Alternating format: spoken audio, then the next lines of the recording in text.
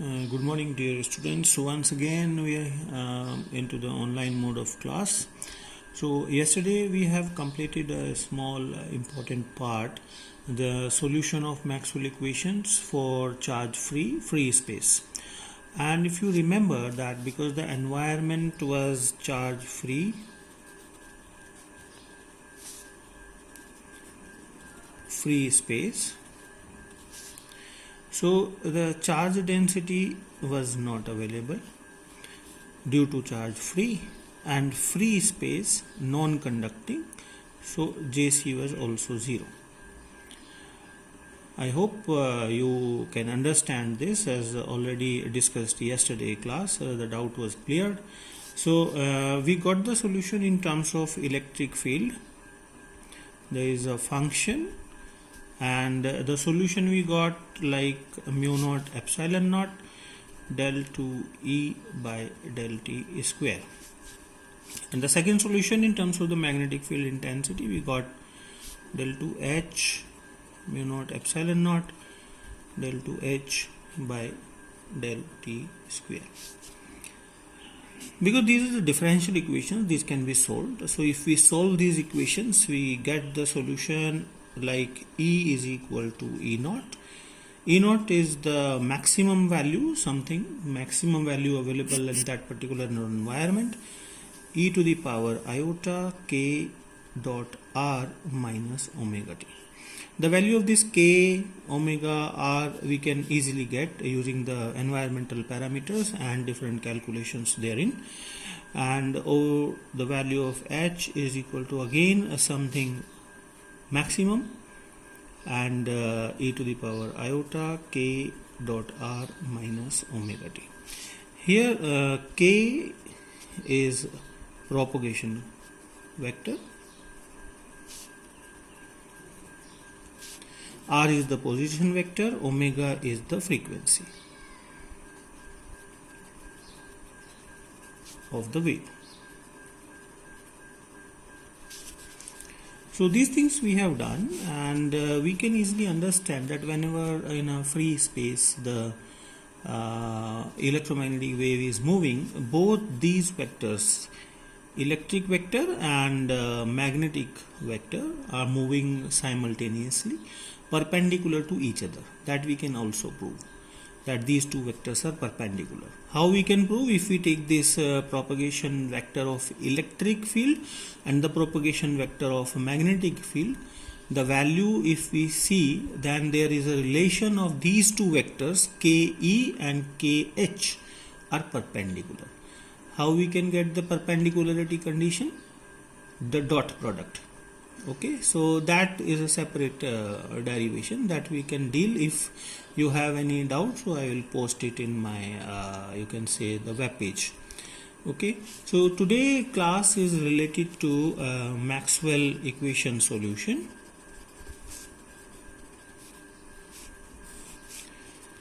The solution for, again the environment is different. The environment is now charge free, but now it is not free space, it is conduction medium or conductive medium.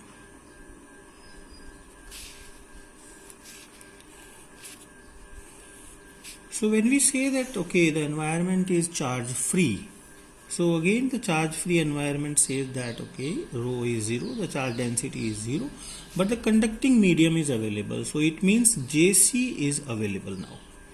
Now what is the value of JC? So JC is available. So what is JC? In terms of you can say, because the conductivity is always you can say this current density is always proportional to electric field, so that comes out to be sigma E. This sigma is the conductivity. Now you need to understand this is a conductive media, this is a conduction media, this is not a free space. So whatsoever the value we will be using, epsilon or mu, we will not use mu naught or epsilon naught, right? So the first task is to write the Maxwell equations first. So what are the Maxwell equations? we have 4 Maxwell equations in original. Again we will use the differential equations. So differential equations of Maxwell equations we can easily use. Can you write down? Yes, it is del dot E is equal to rho by epsilon naught. Del dot H is equal to 0. Del cross E is equal to minus del B by del T, or in terms of H also we can write. So here minus mu, we will not use mu naught because it's not a free space, del H by del T, right? And in terms the fourth equation is del cross H is equal to, now because JC is available, so it will be JC plus del D by del T, or we can write in terms of the values available, sigma E, and this D is epsilon naught, epsilon E, so we can use epsilon del E by del T. So these 4 equations, Maxwell original equations, are available, right? So now we will use the environment conditions. So according to the environment, now the equation from the first is del dot E is equal to 0 because rho is 0. So we name it as A. The second equation doesn't require any change, right? The third equation, again the same value we can write.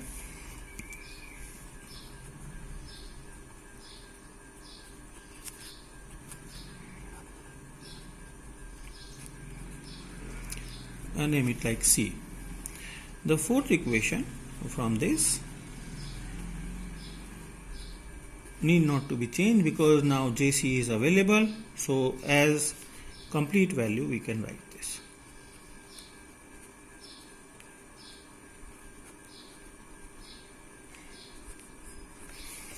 Right. Now if we proceed for the solution, again we can have the solution for electric field or magnetic field. So we will solve first, suppose, for electric field. The method will be same as we have done yesterday for the first solution for free charge, free space. So what we'll do, we have to take curl of the equation consisting of curl of E, right? So we'll take the curl of equation C. Okay, so we'll get a very simple thing like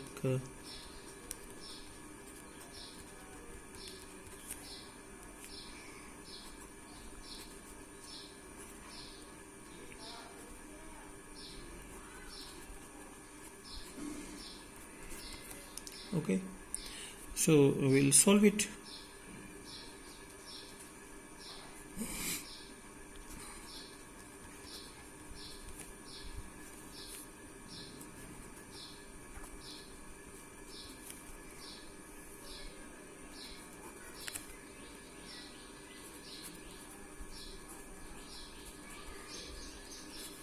Right, now if you see this equation, it is very much evident that it is del dot E, it is del cross H. So using A and D. Why A and D? Because in A we have del dot E is equal to 0 and in D we have del cross H value available. So if we put all these two values here,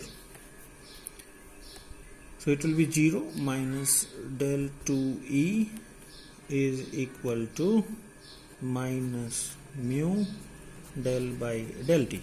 Now put the value from equation D. What is the value?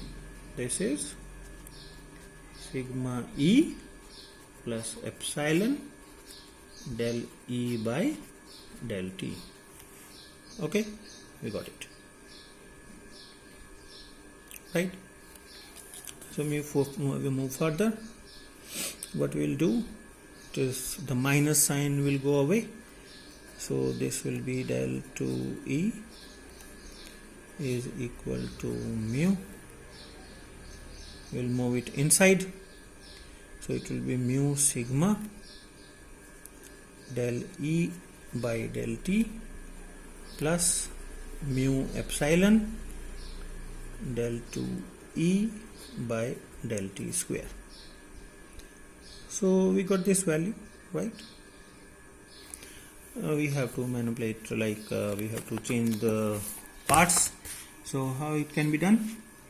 Like del 2E minus epsilon mu del 2E by del T square minus mu sigma del E by del T is equal to 0. So this is the first equation, right? You can say A. It is for electric field. Similarly, if we solve for magnetic field intensity, like what we have to do in that case, what we'll do, we'll take the curl of equation D and then we'll put the value accordingly from B and C, right? So that you can easily do. So if we do the same, so similarly we can write, and the same type of equation del 2H minus epsilon mu del 2H by del T square minus mu sigma del H by del T is equal to 0. So these two equations we have. Equation B. Now these are the general equations, right? Now these general equations give, you can say, for conductive medium. So you can write that A and B are general equations for electromagnetic waves in charge-free conducting medium. Now when this is there, conductivity is there, and electromagnetic field is uniform, charge-free conducting medium is characterized by these equations. Now any conducting medium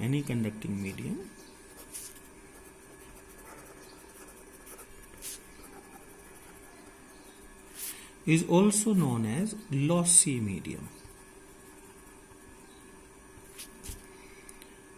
right? Why the lossy medium? You can say these terms are in negative side, and the terms, you can say this part mu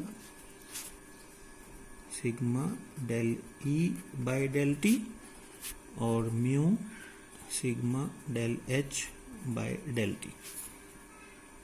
These are known as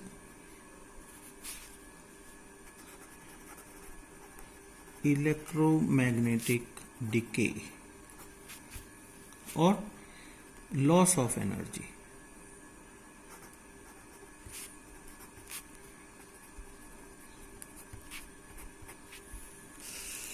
Okay, so the mediums which are you can say considered as the conductive media but charge free, so those are lossy medium, like all dielectrics.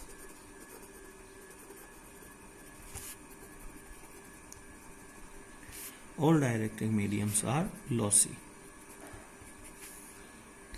Okay, so in any charge free non-conducting dielectric medium, you can say that rho is 0 as well as sigma is 0, making no energy loss, right? So that is why the dielectric mediums are lossless,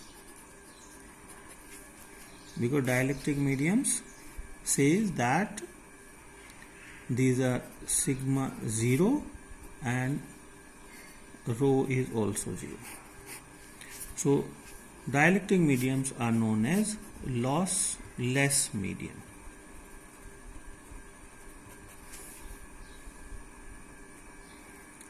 Okay, so this is basically a thing which we need to consider when we are going to solve we are going to find the value for the energy of you can say the medium loss.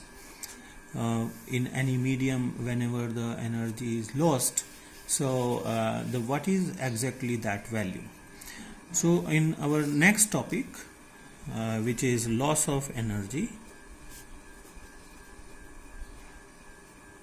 which is also known as attenuation,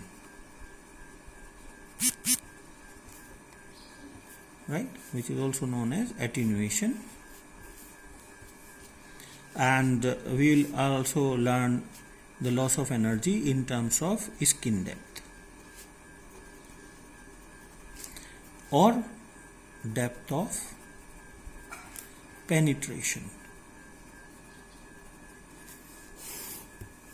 So by using these equations, by using these two equations, which is for charge free conducting media, and the medium is also known as lossy medium, we will find the value of loss of energy in our next class.